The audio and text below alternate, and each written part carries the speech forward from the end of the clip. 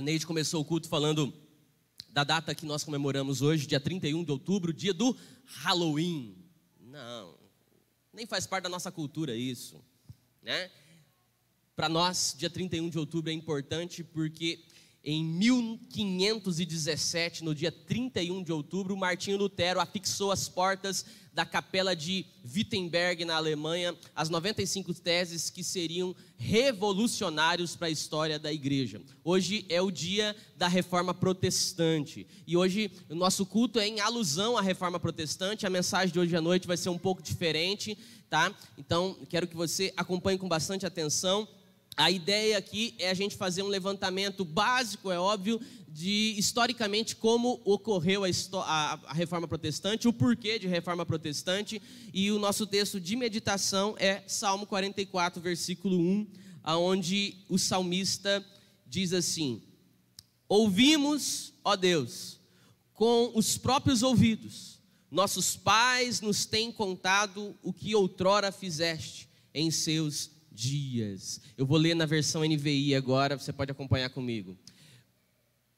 Com os nossos próprios ouvidos ouvimos, ó Deus, os nossos antepassados nos contaram os feitos que realizaste nos tempos deles, nos dias da antiguidade. Feche os seus olhos. Senhor Deus e Pai, nós queremos te agradecer por esse momento de culto, de louvor.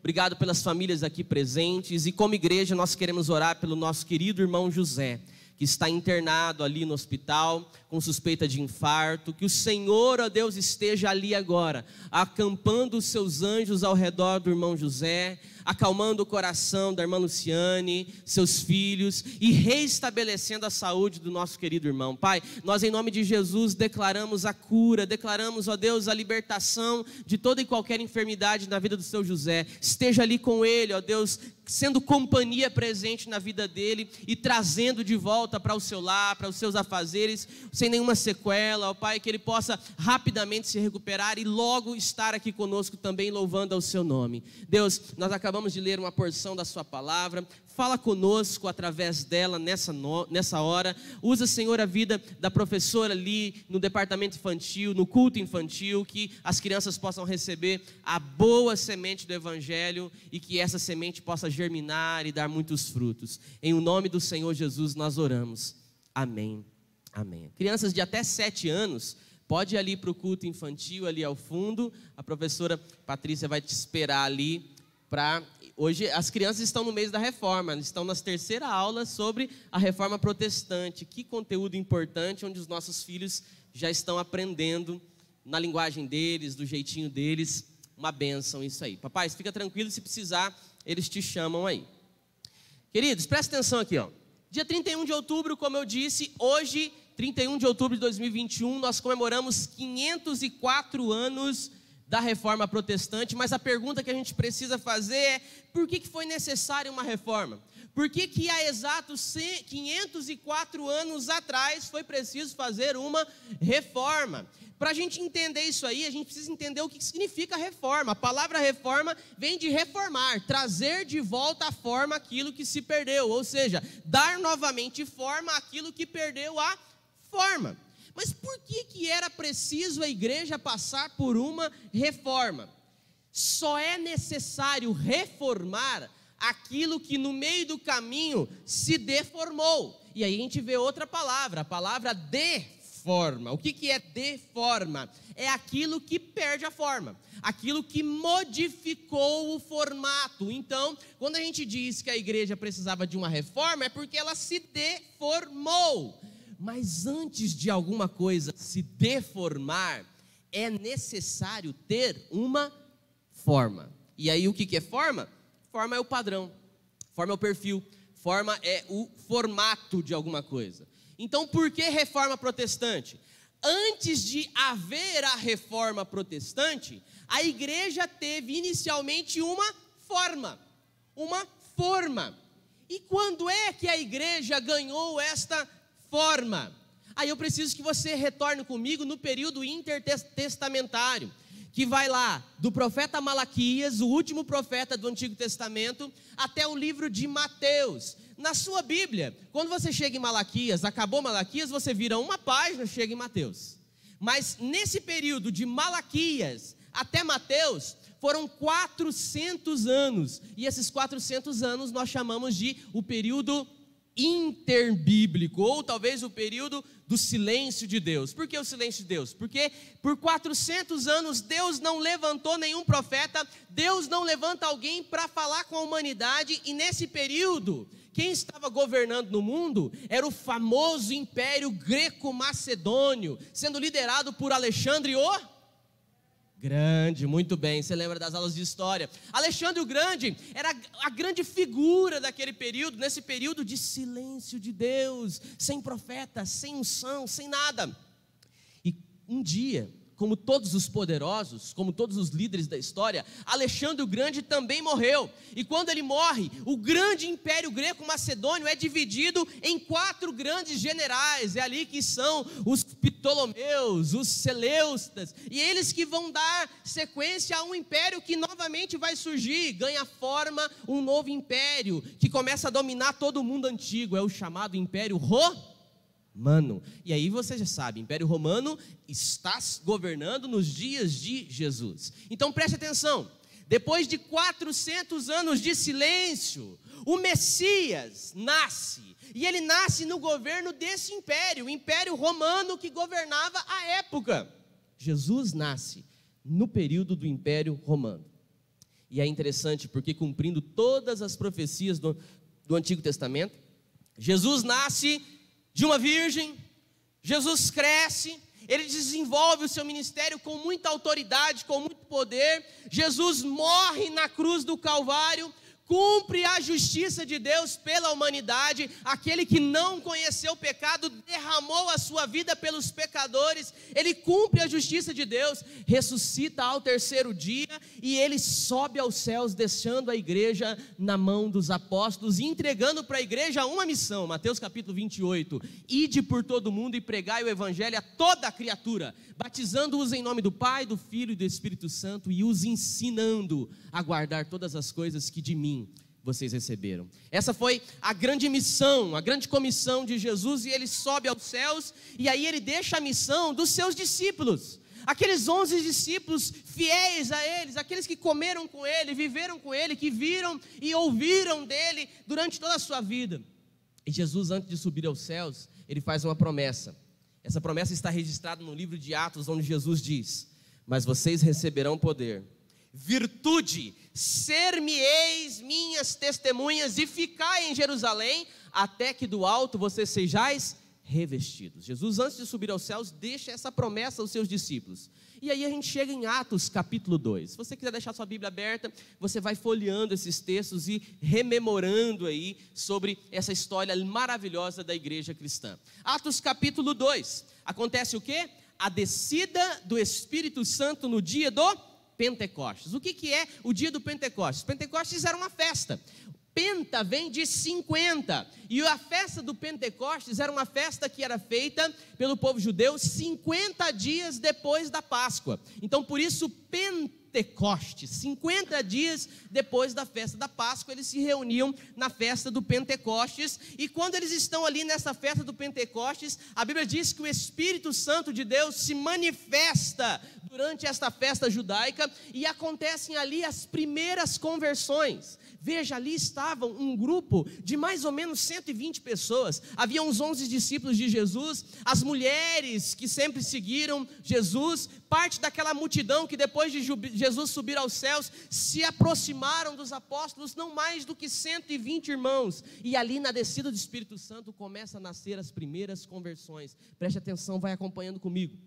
Atos capítulo 2, versículo 1 diz: e cumprindo o dia do Pentecostes, estavam todos reunidos no mesmo lugar, e de repente veio do céu um som, como de um vento veementemente impetuoso, encheu toda a casa em que estavam assentados. E foram vistas por eles línguas repartidas como línguas de fogo, os quais pousaram sobre cada um deles, e todos foram cheios do Espírito Santo. Guarde isso, todos foram cheios do Espírito Santo. Nesse momento, nasce a igreja. Nesse momento surge a igreja. E no verso 42, nós percebemos, do mesmo Atos capítulo 2, no verso 42, nós percebemos que essa igreja que surge agora, nasce com uma doutrina. O versículo 42 diz: e perseveravam na doutrina dos apóstolos e na comunhão, no partir do pão e nas orações. Aqui, irmãos, começa a igreja. Aqui a igreja de Jesus começa a ganhar uma forma. Que forma? Perseveravam na doutrina dos apóstolos. A igreja aqui tem um padrão. Qual é o padrão? O padrão de vida vivido pelos apóstolos. O padrão de vida de perfil de Jesus. A igreja está repetindo aquilo que os apóstolos aprenderam e viveram e viram de Jesus. A base da igreja aqui não é o dia do Pentecostes.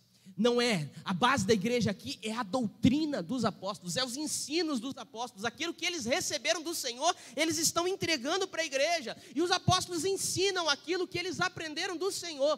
Esta é a doutrina dos apóstolos, é a base da fé da igreja. Nós somos uma igreja apostólica, porque nós aprendemos dos apóstolos aquilo que eles aprenderam de Jesus, e a igreja continua crescendo. E aí você folheia um pouquinho a sua Bíblia, você chega em Atos capítulo de número 9. E o que acontece em Atos 9? Um marco, a conversão de um tal Saulo, Saulo de Tarso, um homem que era da Cilícia, um fariseu, foi criado aos pés de um grande filósofo da época chamado Gamaliel, um homem doutor da lei, e ele tem um encontro com Jesus no caminho de Damasco, quando ele estava indo de cavalo, prender, matar, perseguir os cristãos. No meio do caminho, literalmente, Paulo cai do cavalo, e ele tem um encontro com Jesus, e ali ele entrega a sua vida a Deus. Nasce ali aquele homem que Deus vai usar para formar a teologia da igreja. Preste atenção. Saulo, que recebe agora o nome de Paulo, o pequeno, a rochinha pequenininha. Paulo é o cara que Deus vai usar para escrever as primeiras cartas às igrejas que estão ali. Paulo é o cara que Deus vai usar para trazer todo o conteúdo doutrinário, teológico. Paulo escreve Efésios, Paulo escreve Romanos, que está na sua Bíblia aí, que é a base doutrinária daquilo que nós cremos. Você não sabe quem nós somos, o que nós cremos, qual a nossa fé? Leia Romanos, leia Efésios. Deus levanta Paulo para trazer todo o arcabouço teológico doutrinário da igreja. A igreja tem uma forma bíblica, uma forma teológica, uma forma doutrinária. Essa é a igreja de Jesus de Atos dos Apóstolos. Paulo vai nos mostrar através dos seus escritos, dos seus ensinamentos, a justificação do homem única e exclusivamente pela fé. Não é por obras, não há esforço suficiente que você faça para você ser salvo sozinho. Não adianta você fazer serviço social no final de semana, no final do mês, no final do ano. A graça de Deus é de graça. A salvação é somente pela fé. É uma obra inteiramente de Deus para nós. Paulo, em Atos capítulo 4, versículo 12, o texto diz: debaixo do céu não há nenhum outro nome dado aos homens pelo qual devamos ser salvos. Paulo estabelecendo Jesus como única base da nossa salvação. Paulo demonstra que a salvação ela é obtida pela graça e não por nenhuma obra humana. Ele diz: pela graça sois salvos, e isso não vem de vós, é dom de Deus, não vem de obras para que ninguém se glorie. A base da nossa salvação é a graça de Deus. E a igreja vai tomando uma forma, a igreja vai tomando uma doutrina, um fundamento. Tem bispo, tem pastor, tem mestre, tem evangelista. A igreja é sólida. Em Atos 2 a igreja nasce. Atos 2:42, ela toma forma na doutrina dos apóstolos. Com a conversão do apóstolo Paulo, chega ao ápice da forma da igreja. É uma forma bem definida, teológica. Só que antes de Atos 9, temos Atos 8. O que acontece em Atos 8? Uma grande perseguição começa na igreja de Jerusalém. E aí a Bíblia vai dizer que nós temos o surgimento do primeiro mártir da igreja. É um homem chamado Estevão. E por conta da perseguição e da morte de Estevão, a igreja de Jerusalém é dispersa. Eles fogem. Eles saem das suas casas, abandonam as suas cidades, eles fogem com medo do fio da espada romana. E aí a igreja que estava ali em Jerusalém cumpre com o mandato de Jesus, que ele diz: fiquem em Jerusalém, até que do alto vocês sejam revestidos. Atos 2, eles foram revestidos, mas ficaram em Jerusalém. Mas com a grande perseguição de Atos 8, a igreja sai de Jerusalém, fugindo da morte. Eles vão pregando o evangelho de Jesus aonde eles vão passando. E aí a igreja chega na Judéia, chega na Samaria, a igreja vai crescendo e se espalhando por todo o Império Romano. Enquanto eles fugiam do fio da espada de Nero, eles iam pregando o evangelho, iam compartilhando a sua vida, abrindo as suas casas, repartindo o pouco que tinham, abençoando a vida das pessoas. A igreja vai crescendo. Paulo começa as suas primeiras viagens missionárias. E com as viagens missionárias de Paulo, ele espalha o evangelho para além da Judéia e Samaria. Paulo começa a levar o evangelho para longe no Mediterrâneo. Ele planta igrejas em Tessalônica, ele planta igrejas na Bereia, na Antioquia, em Colossos, e tudo isso em 40 anos. Com 40 anos, a igreja está espalhada por todo o território romano do mundo antigo. A igreja está forte, a igreja está bíblica, a igreja está firme na doutrina dos apóstolos. Até aí tudo bem, tudo perfeito, tudo maravilhoso. Só que Paulo morre no ano 64 depois de Cristo. Como eu disse, homens morrem. Grandes líderes são levantados, abençoam pessoas, mas eles se vão.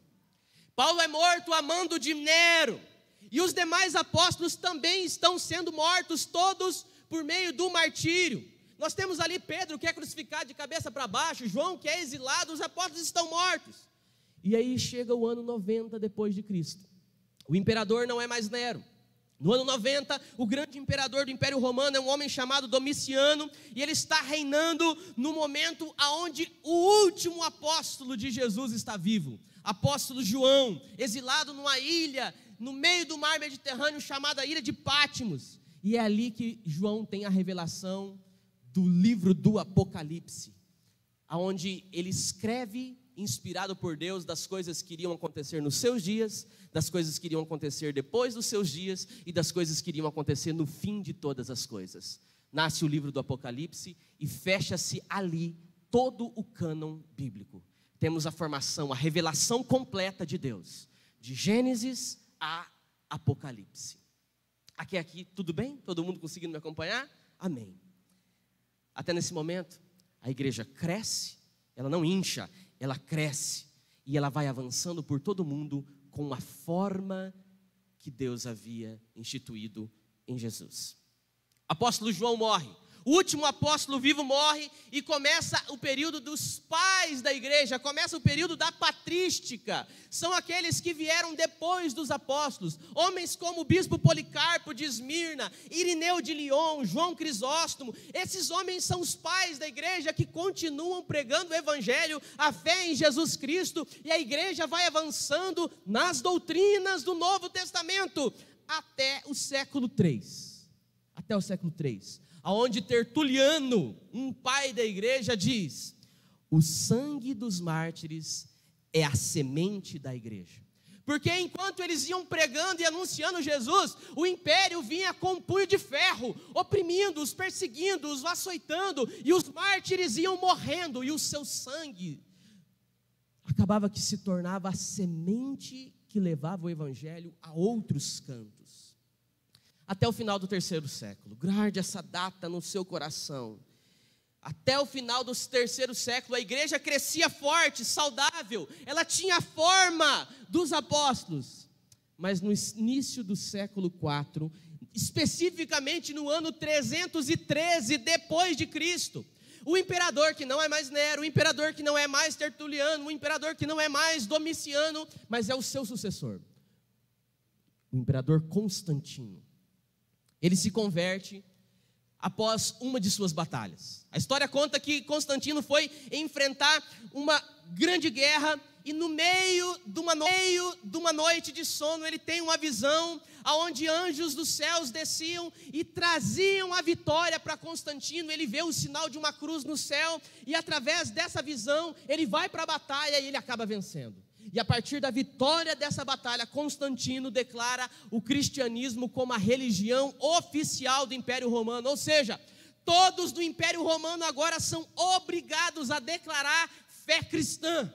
A religião cristã passa a estar ao lado do Estado.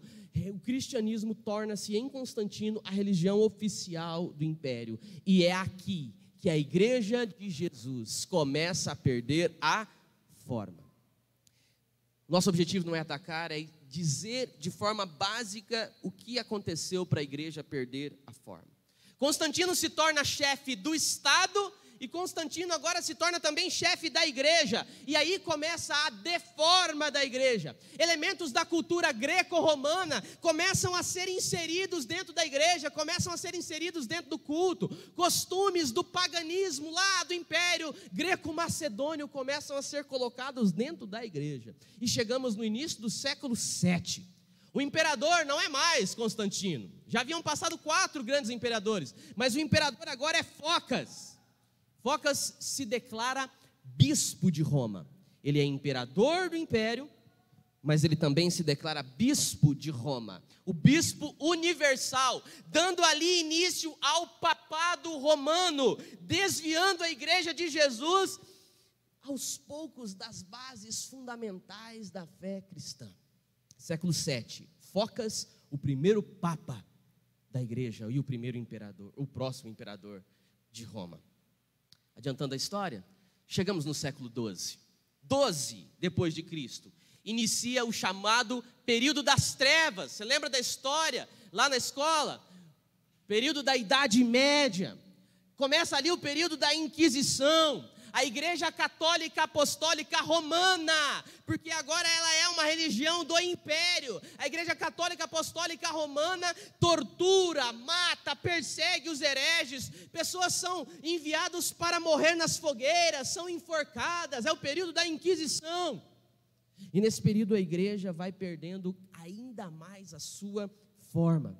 A partir da conversão de Constantino, a igreja vai perdendo as suas bases. Heresias vão entrando e vão deformando a igreja. Não é de hoje que a igreja tenta se infiltrar e estabelecer alianças com os poderosos. Irmãos, isso nunca prestou.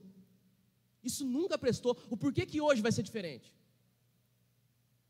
A história está aí para nos lembrar dos erros do passado, para não continuarmos cometendo. A igreja vai perdendo a sua forma. E eu vou ler com vocês aqui uma evolução de todas as heresias. Heresia é tudo aquilo que é contrário à Bíblia, aquilo que Jesus ensinou, aquilo que Ele nos deixou. Uma evolução de todas as heresias que foram inseridas na Igreja Católica Apostólica Romana a partir de Focas, o primeiro bispo oficial da igreja. A gente precisa voltar para trás, século III, ano 300. Começa a ser praticado dentro da igreja, em Constantino, oração pelos mortos. Descumprindo o que o próprio apóstolo Paulo diz aos Tessalonicenses. Começa ainda no ano 300, além da oração pelos mortos, o sinal da cruz. Porque Constantino, antes de entrar nas batalhas, ele fazia o sinal da cruz, dizendo: Senhor, ajuda-me a matar em teu nome. Começa o sinal da cruz. Ano 375, começa a ser praticado na igreja a adoração de anjos, descumprindo o que o autor de Hebreus diz. Os anjos são apenas seres ministradores. Só há um mediador entre Deus e os homens, Cristo Jesus, o nosso Senhor. Fora dele não há nenhum mediador. No ano 375, olha só, adoração aos anjos. Começam no ano 375 a confecção de imagens e adorações a essas imagens que atribuíam fé a elementos materiais. Ano 500, século VI. Padres começam a partir desse momento, ano 500, a se vestir de forma diferente dos leigos, para haver uma nítida separação entre a cultura eclesiástica e a vida normal. Começa a haver a divisão. O clérigo, o bispo, o cardeal, ele é diferente, descumprindo o que Jesus nos diz. Jesus estava no meio dos pecadores, comia com prostitutas, estava sentado na mesa dos pobres. Ano 600, o latim começa a ser instalado nos cultos, nas missas. O povo, que era de maioria de fala grega, ia para as missas, para os cultos, e participavam das missas em latim, a linguagem clérica. O latim era a língua dos bispos, da igreja, não não era a língua do povo, ou seja, o povo agora vai para um culto, para uma missa, sem saber o que está sendo falado e apenas doutrinado a partir do costume, da ordem, da ordenança. Ano 607, o papado é instalado oficialmente, através de Focas. Ano 850, a água começa a ser misturada com sal, a água começa a ser abençoada por um sacerdote, santificando o lugar onde aquela água era derramada. Ano 850 depois de Cristo. Ano 995, o Papa João XV ordena, a partir daquele ano, canonização dos santos do passado. Começam a se canonizar Santo Antônio, São João, São Pedro, etc, etc, etc. Ano 1079, Gregório VIII declara obrigatório o celibatário ao sacerdote. Todo sacerdote da igreja precisa ser celibatário, não se casar. Ano 1184, já com o período da Inquisição, é instalado lá em Verona o primeiro tribunal do Santo Ofício, um tribunal instituído pela igreja para perseguir e condenar todos aqueles que se opunham àquilo que a igreja ensinava. A igreja está muito amante do governo dos poderosos. Ano 1215, agora se torna necessário a confissão auricular dos pecados a um sacerdote e não a Deus. Os pecados só passam a ser perdoados quando eles são confessados de forma audível a um sacerdote. Ano 1229, é proibida a leitura da Bíblia para os leigos e é colocada a Bíblia no rol de livros proibidos para os leigos. Apenas os bispos, padres, cardeais tinham acesso à Bíblia. Os leigos não podem nem ler, muito menos interpretá-la. Está acabando. Ano de 1415, a proibição do vinho ao povo durante a Eucaristia, descumprindo o que o próprio Senhor Jesus nos deu como exemplo na primeira e última ceia, onde ele parte o pão e entrega na mão. Aí ele toma o cálice e entrega aos seus discípulos. No ano 1415 é proibido o uso do vinho para os leigos, sendo que Jesus ordenou: comei do pão e bebei do cálice. Ano 1508, começa-se a intercessão a Maria. E aí nós chegamos no período do século XVI, que tem tudo a ver com a data que nós comemoramos hoje. No início do século XVI, a igreja que foi chamada por Cristo, a igreja que foi fundamentada na doutrina dos apóstolos, a igreja que tinha toda a sua base doutrinária nas escrituras sagradas, na Bíblia, a igreja estava assim, se desviado completamente do propósito, da proposta e da vida dos apóstolos. No início do século XVI, as heresias já estavam nesse ponto, e pioraram ainda mais com o Papa Leão X, que para construir a luxuosa, a pomposa, a grande Basílica de São Pedro, lá em Roma, eram necessários recursos e muitos recursos, e para isso ele começa a sugerir a venda das indulgências papais. O que é indulgência? Indulgência é o seguinte: o pecador, ele só poderia ser salvo, só poderia ser perdoado os seus pecados mediante a posse de um documento assinado pelo Papa, que somente quem possuía esse documento assinado pelo Papa teria os seus pecados cancelados. Só que o problema é que esse documento era comprado, esse documento era pago, ou seja, o perdão dos pecados está agora alinhado, alicerçado num valor. O perdão de pecados passou a ser vendido. A salvação começou a ser negociada mediante a assinatura de um homem. A salvação passa a ser por obras. Nesse período, tudo que se conhecia sobre religião, a arte, a medicina, a ciência, tudo era imposto, controlado e assinado pela igreja. Ela dominou e obscureceu a vida do povo. Ao invés de ser luz, ela se enfia no meio das trevas. A igreja aqui está completamente deformada. Alguns comigo ainda? Por que reforma? Porque aqui a igreja está deformada. E nesse período, século XVI, na Alemanha, na cidade de Wittenberg, Deus começa a trabalhar no coração de um monge de ordem agostiniana chamado Lutero. A verdade é que a reforma não começa com Lutero. A reforma começa com outros homens que, um pouco antes de Lutero, na Inglaterra, na Escócia, John Hus, John Wycliffe, dentre outros, começam a ser incomodados por tudo aquilo que eles estão vendo dentro da igreja. Mas Lutero é o cara que vem bater no peito e dizer: isso está errado. Lutero tinha muitos problemas para entender a justiça de Deus. Lutero buscava o perdão dos seus pecados através das penitências. Por várias vezes Lutero se flagelava, se punia, se trancava, se enclausurava para obter perdão dos pecados. Ele nunca conseguiu entender a justiça de Deus, e ele achava que se flagelando, se penitenciando, ele alcançaria a salvação dos seus pecados, o perdão dos seus pecados. Até que um dia Lutero ele é enviado à grande cidade de Roma. Ele vai para lá para estudar a Bíblia, num grande monastério, numa grande capela. E quando ele chega em Roma, ele se depara com uma carta magna do Novo Testamento. Ele se depara com a grande carta do apóstolo Paulo, a carta aos Romanos, que está aí na tua Bíblia, é só a gente ler.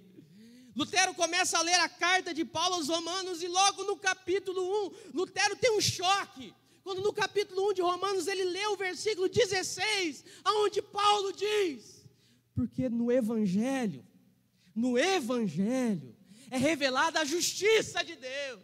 O versículo 16 diz: porque no Evangelho é revelada a justiça de Deus, uma justiça que do princípio ao fim é pela fé, como está escrito: o justo viverá pela fé. Esse texto cai como uma flecha no coração de Lutero. Então Lutero finalmente entende que a salvação não é pela compra de uma indulgência, que a salvação não é por um flagelo, uma penitência.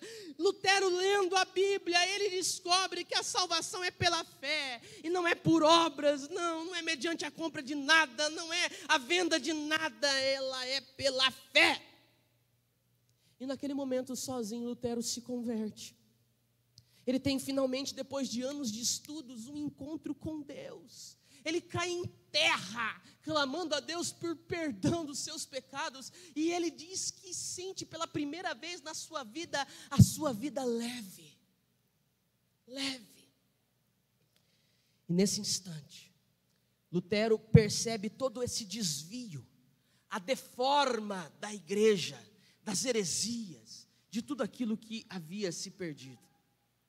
Então, no dia 31 de outubro do ano de 1517, Lutero vai até a igreja de Wittenberg, ou castelo de Wittenberg, e prega nas portas dessa igreja as suas 95 teses contra as falsas doutrinas ensinadas pela igreja católica. Começa ali um dos maiores movimentos após a vinda de Cristo no mundo. Começa ali o movimento da reforma protestante. Lutero não coloca essas teses ali naquela porta como se fosse um lugar qualquer. Ali era uma capela universitária, muitos universitários, estudantes, gente que vinha de todo lugar do mundo vinha para ali, e ali naquelas portas funcionavam como mural, a ponto de tudo que era importante era fixado ali, porque ali alguém copiaria e espalharia para os quatro cantos. Lutero coloca as suas 95 teses ali nessa porta. E o que eram essas teses? Eram as refutações bíblicas que Lutero escreveu contra a venda de indulgências, contra o Papa Leão X, que estava construindo a Basílica de São Pedro à custa de indulgência. 95 teses que eram contra a proibição da leitura da Bíblia, 95 teses que declaravam todos os desvios da igreja naquele período. Qual que é a intenção da reforma protestante? A intenção é dar uma nova forma à igreja que tinha perdido a sua forma. A igreja precisava voltar a ser bíblica. A igreja precisava voltar à doutrina dos apóstolos. E ali começa no dia 31 de outubro de 1517 esse movimento, que começa com Lutero na Alemanha, anos depois vai até a França, vai até Genebra com João Calvino, depois vai para a Suíça com Zwinglio, Erasmo na Holanda e etc. E se espalha por todas as cidades e todos os continentes. Através desses homens, Deus começa a voltar a igreja ao fundamento primeiro. A igreja retorna aos poucos a viver solidamente, a ser bíblica. A igreja começa a voltar à sua forma. Lutero, ele é intimado pela igreja para se apresentar diante de um tribunal e revogar e negar todos os escritos que ele havia escrito contra a igreja. Obviamente, Lutero se nega a fazer isso. Em consequência à sua negação, ele é ameaçado de morte. Ele é lançado numa masmorra e naquela noite certamente ele seria morto. Naquela ocasião ele é excomungado da igreja, não é mais um monge da igreja, e ele consegue junto com os seus discípulos escapar e se esconder num castelo. E ali nesse castelo, fugindo, ele começa a escrever a primeira tradução da Bíblia para o alemão. O povo, dizia Lutero, precisa ter o conhecimento da palavra. E o povo só terá o conhecimento da palavra. E a revelação que veio sobre mim virá sobre eles, quando eles tiverem a Bíblia na sua língua. A Bíblia era escrita em latim, o povo falava grego, alemão. Lutero começa a traduzir a Bíblia para o alemão. E para encurtar a história, a reforma protestante ela é resumida em 5 pontos fortes. São as 5 bases da reforma, e a gente chama de os 5 solas, porque esses 5 resumos é escrito em latim. Sola scriptura, em português somente a escritura, sola fide, somente a fé, solus Christus, somente Cristo, sola gratia, somente a graça, soli Deo glória, somente a Deus a glória. Os 5 solas resumem o que a igreja tinha se tornado e o que ela precisava voltar. A fé somente em Jesus, somente a escritura é a nossa base de fé e de prática, somente Cristo nos salva, só a graça. Somente a Deus a glória e não a mais a outra. As bases. Irmãos, nunca foi tão necessário quanto nos nossos dias nós revivermos esses 5 pontos da reforma. Porque hoje não é mais a fé suficiente. Eu preciso atribuir elementos materiais para que eu conheça Deus. Aonde isso, irmãos? Somente a Escritura. Uma grande refutação aos dogmas da Igreja Católica. Os reformadores diziam somente a Escritura, somente a Bíblia, somente ela é a base de tudo. E isso vai totalmente em contra ao Papa Leão X, que dizia o seguinte, que a tradição tinha o mesmo efeito, o mesmo valor das Escrituras. Então a igreja ensinava as Escrituras, mas também ensinava as bulas papais, que eram documentos escritos pelos papas, e eles diziam que esses documentos escritos pelos papas têm o mesmo valor da Bíblia, têm o mesmo peso da Bíblia, é palavra de Deus assim como a Bíblia.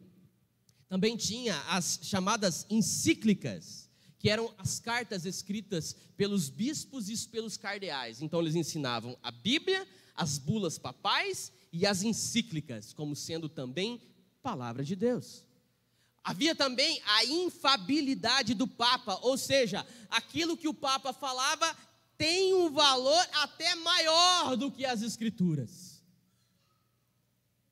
Os reformadores vieram para declarar que somente a Bíblia é infalível. Lutero veio dizer que não há nada maior ou de igual poder do que a palavra de Deus.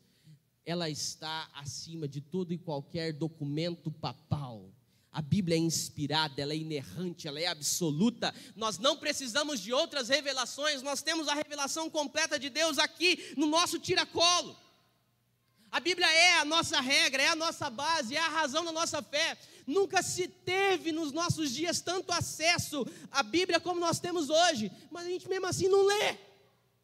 E aí vem um maluco na internet dizendo que isso e aquilo, e a gente recebe aquilo como verdade absoluta de Deus, não importando que aqueles 5 minutos de vídeo joga no lixo tudo aquilo que os apóstolos viveram, que Jesus ensinou, que Deus nos deixou. A gente toma aquilo como verdade. Por quê? Porque a gente não conhece a Bíblia. A gente alimenta a nossa fé com caixinha de promessa. Será que hoje nós precisamos resgatar os princípios que nortearam a reforma protestante? Sim. A reforma não é para 500 anos atrás. A reforma é para hoje. A gente tem que parar de se importar com coisa que não tem importância. Com a roupa que o pastor veste. Com o irmão que não me cumprimenta. A gente precisa viver a doutrina dos apóstolos. Perdoar mesmo que não encontre no outro motivo de perdão. Amar mesmo aquele que não me ama. Voltar à Escritura como o alimento diário para a minha vida. A gente sabe de tudo isso, mas a gente prefere não fazer. A gente escolhe não fazer, porque a gente acha que tem outras coisas que são mais importantes. E com isso, a gente vive tudo, menos aquilo que Deus quer que nós vivamos. A gente experimenta tudo, menos a essência de Deus em nós. A gente começa a achar que Deus é um cara que está lá em cima.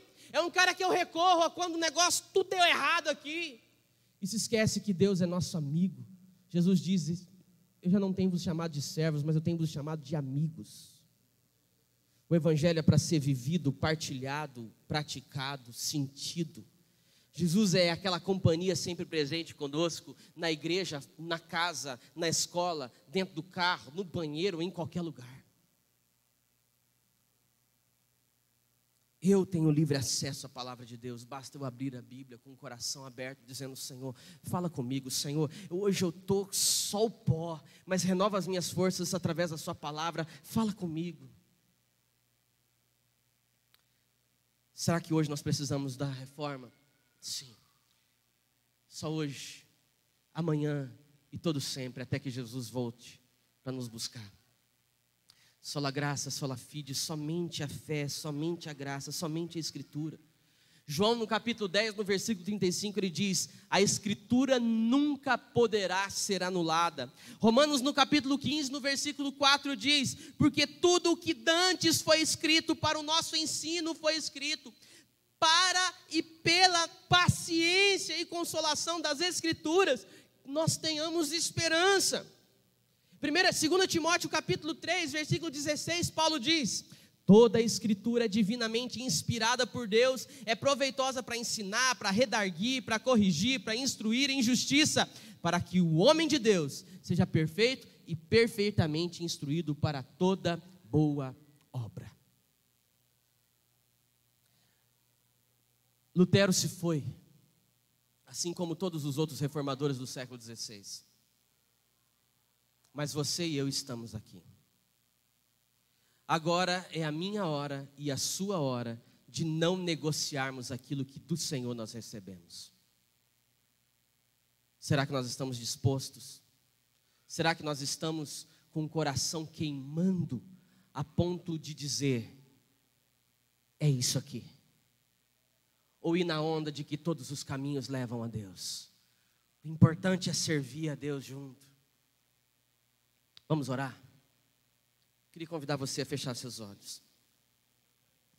Porque mudanças são necessárias, mas as mudanças precisam começar em mim. Hoje é o dia que nós nos lembramos da reforma. Mas lembrar apenas não basta.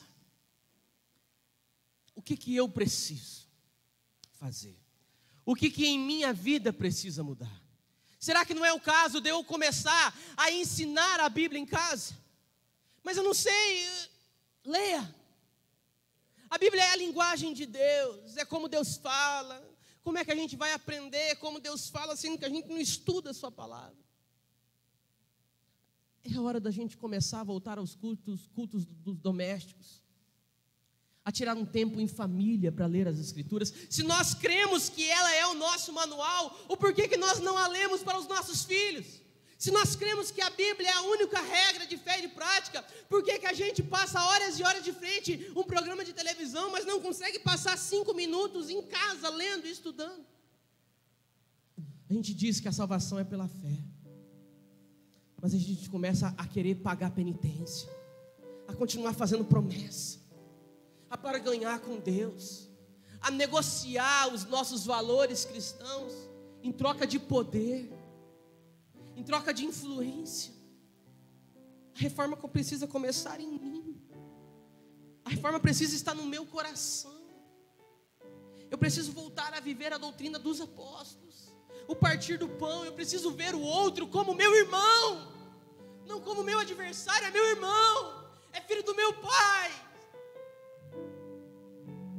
Meu irmão, eu não espero que ele reconheça o erro.